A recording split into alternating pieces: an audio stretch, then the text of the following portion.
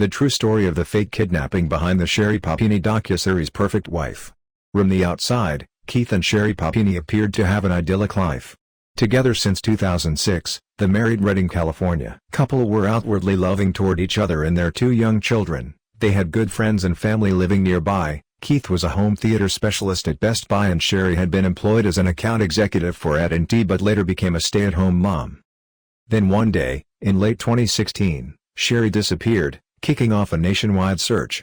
About 3 weeks later, on Thanksgiving, Sherri turned back up. She claimed she'd been abducted, branded, and tortured by 2 Hispanic women before being released on the side of the road. It was a captivating story, except none of it was true.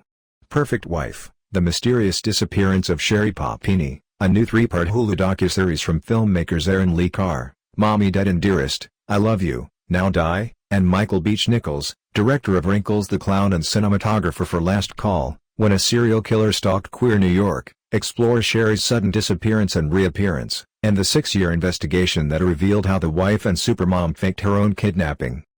Here's the true story behind Perfect Wife, airing June 20th on Hulu. What happened to Sherri Papini? On November 2, 2016, 34-year-old Sherri Papini vanished.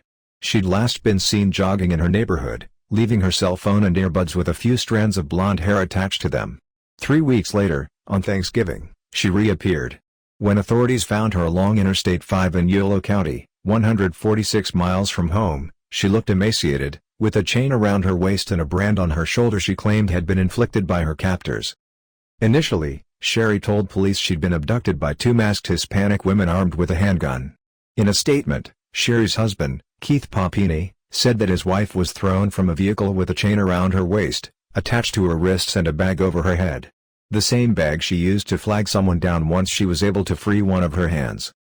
As a 6-year investigation unfolded, authorities eventually found male DNA evidence on Sherri's clothes, which led them to her ex-boyfriend James Reyes. Sherri had lied about being kidnapped. She'd been staying with her ex in Costa Mesa while pretending to be missing. Who is Keith Papini?